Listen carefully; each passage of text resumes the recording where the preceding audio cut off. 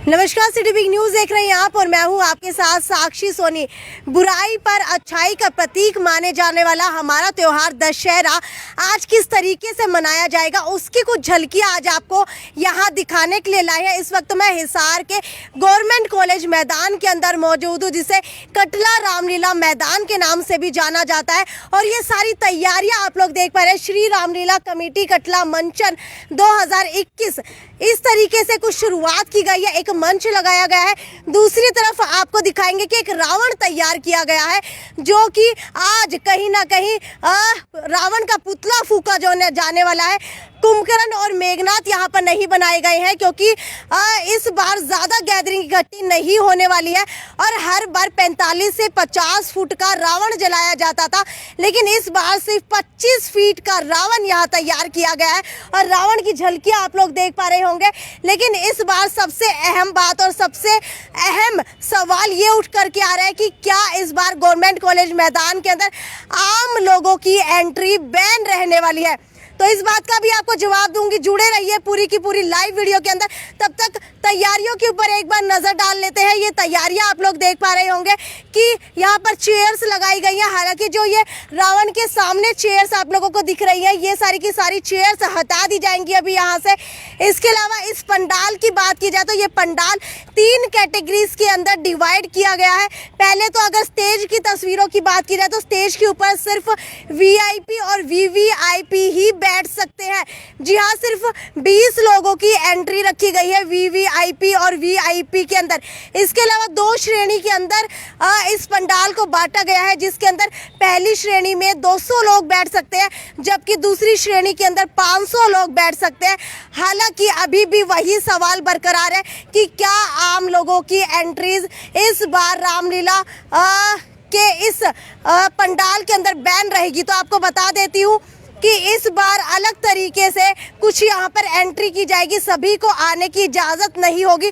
लेकिन अभी भी सबसे बड़ा सवाल ये है कि किन किन लोगों को इस बार कटला रामलीला मैदान के अंदर रावण दहन को देखने का अवसर मिलने वाला है, क्योंकि अब जो है कोरोना के मद्देनज़र ज़्यादा गैदरिंग नहीं होगी। हालांकि ये जो साइड का स्पेस आप लोग देख पा रहे हैं, इस स्पेस के अंदर खड़े होकर के आम लोग देख सकते हैं। लेकिन अभी भी आपको यही कह रही हूँ कि आम जन की एंट्री क्या होगी या नहीं होगी। तो हमारे साथ मनोज जी यहाँ पर मौजूद है, जो हमें आज इन सभी सवालों का जवाब देंगे। हालांकि कटला रामलीला कमेटी के प्रधान है मनोज जी। तो क्या है, आप सब कॉलेज में मिल के करवा, ठीक है। तो ठीक है, तो पूरी रामलीला कमेटी यहाँ पर मौजूद है और मनोज जी से जानने की कोशिश करेंगे। मुझे आप ये बताइए कि इस बार लगातार ये सवाल उठ रहे हैं कि आमजन की एंट्री बैन रहने वाली है, तो क्या आमजन की एंट्री बैन रहेगी? नहीं, ऐसा कुछ नहीं है कि आमजन की एंट्री बैन रहेगी। लिमिटेड गैदरिंग रहेगी, हम ये कह सकते हैं। बैन किसी की भी नहीं करेंगे। कोशिश ये करेंगे कि जितने लोग आ सकें उनकी एंट्री हम करवाएंगे। ठीक है। लगभग अगर इस पंडाल की बात की जाए तो कितने लोगों की गैदरिंग का आपने अभी तक अनुमान लगाया है? हमारा आइडिया है कि 700 से, और बाकी तो मौके पे देखेंगे भी कितने लोग आ सकते हैं, पर हमारा जो आइडिया है ना वो 700 से 1000 आदमी के करीब खड़े होकर और बैठ के लोग देख पाएंगे। ठीक है। हर बार लगभग कितने लोग यहाँ पर पहुँचते हैं? बहुत होते हैं, हर बार तो करीब 5000 लोग होते हैं। ओ भाई, 5000 लोग होते हैं, लेकिन इस बार सिर्फ 700 का टारगेट रखा गया है। ठीक है, वो 700 लोग भी आप लोग कैसे चुनेंगे कि यहाँ पर आए या ना आए, या फिर किस आधार के ऊपर आप लोग उनको अंदर आने देंगे? कोई ऐसा क्राइटेरिया नहीं है या कोई ऐसा आधार नहीं है कि हम किसी को देख के या उनका फेस देख के आएंगे। जो इस लीला से जुड़े हुए हैं, जो इस मंचन से जुड़े हुए हैं, देखो फर्स्ट प्रेफरेंस उनको सबको बुलाना पड़ेगा, क्योंकि वो सारे जुड़े हुए हैं शुरू से। कुछ हमारे पदाधिकारी भी हैं, हमारे जितने कॉलेजियम हेड हैं, पदाधिकारी तो क्या सारे कॉलेजियम हेड ही, 40 हमारे कॉलेजियम हेड हैं, उनके कुछ परिवार के भी हो जाते हैं, उनकी सबकी एंट्री तो है। उसके बाद जनरल एंट्री जो आना चाहेंगे कोशिश करेंगे कि जितने लोग आ सके हम उनको अंदर लाएं। ठीक है। क्या एंट्री फीस है या फिर पास है, क्या प्रबंध है? कोई फीस नहीं है, फीस रहती नहीं, हमेशा हमारा वैसे रहता है। पर पास सिस्टम थोड़ा सा यूँ बना देते हैं कि भी एंट्री में हर एक आदमी का ज़्यादा वो ना रहे, उसमें बहुत ज़्यादा गैदरिंग हो जाती है। तो पास का सिस्टम तो कुछ रखा हुआ है, पर फिर भी कोशिश करेंगे कि जितने लोग बगैर उसके भी आएँ तो हम उनको एंट्री देंगे। ठीक है। लगभग जो 700 जो लोग पहले आ जाते हैं सिर्फ उनको ही यहाँ पर खड़े होकर के रावण दहन देखने का मौका मिलेगा? नहीं, ऐसा भी नहीं है कि सिर्फ 700 पहले आएंगे उनको है। जिन लोगों को पास दिए हैं उनकी एंट्री तो होगी। उसके अलावा जितने लोग, हमारे को यूँ लगा कि 700 के बाद भी यहाँ जगह है और हम लोगों को एंटर करवा सकते हैं तो हम करवाएंगे। ठीक है, ठीक है। और इस साल क्या कुछ अलग रखा गया है जो हर बार रावण दहन के दिन हुआ करता था? ये आपने देखा होगा, आज तक के जितने लीला मंचन हुए हैं, हम नहीं कहते, लोगों का कहना है कि आज तक ऐसा मंचन नहीं हुआ। अब की बार जो हमने वृंदावन से पार्टी बुलाई थी, उनका जो ड्रेसिंग सेंस, बोलने का और उनका उच्चारण जो है ना, बहुत बढ़िया रहा। सब ने तारीफ़ की कि आज तक ऐसा लीला मंचन कभी नहीं हुआ। ठीक है। और पूरी व्यवस्था के साथ और अच्छे तरीके से हुआ। सब भाइयों ने मिलके, जितने हमारे कॉलेज में है, सब ने मिलके अच्छे से करवाया। ठीक है। इस बार अब की बार ड्यूटी भी पूरी दी। पहले लोगों की ड्यूटी नहीं होती थी कॉलेज मेट्स की, अब की बार सब रात को 12-12, 1-1 बजे तक बैठते हैं और सब मिलके करवाया। ठीक है। इस बार सिर्फ 25 फीट का रावण मंगवाया गया है, इसके पीछे का कारण क्या है? इसके पीछे का कारण यही था कि कुछ तो ग्राउंड में जगह कम थी, कि ज़्यादा बड़ा रावण अगर कल को बनाते हैं, इधर उधर कुछ हो जाता है तो उससे व्यवस्था खराब हो सकती है। तो छोटा रावण बना के इस परंपरा को ना तोड़ा जाए, परंपरा को निभाया जाए, इसलिए रावण का दहन करवाना। पहली बार ऐसा हुआ है हिसार के अंदर शायद कि कुंभकर्ण और मेघनाथ यहाँ पर नहीं है, नहीं बनवाए गए हैं, क्योंकि थोड़ा सा जगह की भी दिक्कत थी, स्पेस छोटा है, तो एक सिंगल पुतला ही बनवाया गया और वो भी थोड़ा सा छोटा, 25 फुट के करीब बनवाया गया।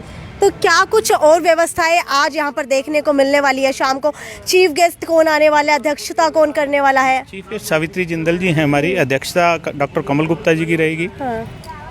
ठीक है। इसके अलावा और कौन कौन से वीआईपी और वीवीआईपी इसके अंदर शामिल हैं? और भी हमारे हैं, योगेश मित्तल जी हैं, डॉक्टर सुरेंद्र गुप्ता है, डॉक्टर अजय गुप्ता हैं, बजरंग दास जी गर्ग हैं, अंजनी जी खारिया वाला हैं, रामनिवास जी कोली वाला हैं। काफ़ी लंबी लिस्ट है जो ठीक सारे है। आज इस रावण का तीर मार करके वो दहन कौन करने वाला है? वो राम जी करेंगे। राम जी करेंगे। हाँ, वो राम जी करेंगे, वो राम जी करते हैं, उन्हीं से करवाएंगे। वहीं लीला का मंचन होगा, 2 स्टेज बनेगी, एक उधर और एक इधर। उसमें एक पे रावण का वो लगेगा, एक पे राम दरबार लगेगा पूरा, तो वहीं लीला का मंचन करके रो कराएंगे। ठीक है। आज कृष्ण लीला होने वाली है। उसके बाद रावण दहन के बाद कृष्ण लीला का प्रोग्राम ठीक है। होगा। और कल क्या होगा? कल भरत मिलाप का होगा। उसके बाद फिर ये कल कितने बजे? कल वही टाइमिंग रहेगी, 8:30 से 11:30। ठीक है। कल 8:30 से 11:30। और आज रावण दहन कितने बजे होगा? आज रावण दहन का हमारा 6 बजे का प्रोग्राम है। 6 बजे। 6 बजे से रावण दहन का 6 बजे होने के बाद उसके बाद लीला का मंचन होगा। ठीक है। ठीक है। तो आपको बता देते हैं कि पहली बार ऐसा हो रहा है कि 25 फीट का रावण सिर्फ यहाँ पर बनाया गया है। हालांकि पंडाल को जो है 3 श्रेणियों के अंदर बांटा गया है और लगभग पासेज इशू किए गए हैं इस बार। और जितने भी लोग यहाँ पर आने वाले हैं, आमजन के अंदर उनकी एंट्री नो बैन नहीं है, लेकिन 700 के बाद जो लोग आएंगे शायद पंडाल के अंदर इतनी जगह ना रहे कि वो यहाँ पर आ सके, इसीलिए कम एंट्रीज इस बार रखी गई हैं। क्योंकि कुछ स्टॉल्स यहाँ पर लगी हुई हैं, झूले यहाँ पर लगे हुए हैं, जिसकी वजह से अगर ज़्यादा लोग आते हैं तो खड़े रह पाने में मुश्किलात का सामना करना पड़ सकता है। और इसी के मद्देनज़र कोविड प्रोटोकॉल को देखते हुए सिर्फ 700 लोगों की एंट्री का ही अनुमान इस बार जो है रावण दहन के अंदर किया जा रहा है। खैर, ये तो यहीं तक की रिपोर्ट थी, लेकिन आपको ये भी बता देती हूँ कि इस बार वीआईपी कौन रहने वाले हैं। जी हाँ, अगर मुख्य अतिथि की बात की जाए तो सावित्री जिंदल मुख्य अतिथि के रूप के अंदर यहाँ पहुँचेंगी। इसके अलावा अध्यक्षता हमारे हिसार के विधायक डॉक्टर कमल गुप्ता करने वाले हैं, उनके साथ अलग अलग लोग भी यहाँ पर पहुँचेंगे। खैर, अगर आप लोग भी शाम को रावण दहन के अंदर शामिल होना चाहते हैं, देखने के लिए पहुँचना चाहते हैं, तो 6 बजे का समय रखा गया है। 6 बजे से लेकर के लगभग 8:30 बजे तक का ये प्रोग्राम हिसार के गवर्नमेंट कॉलेज मैदान के अंदर रहेगा। और अगर आप लोग यहाँ पहुँचने वाले हैं तो जल्दी कीजिए, क्योंकि जिन जिन को पास इशू किए गए हैं वो तो यहाँ पर आएंगे ही, इसके अलावा सिर्फ 700 लोग ही यहाँ पहुँच पाएंगे। खैर, ये तो यहीं तक की खबर थी। आगे आपको आगे की खबरें से रूबरू करवाते रहेंगे। तब तक ज़्यादा से ज़्यादा शेयर करते रहिए। नमस्कार।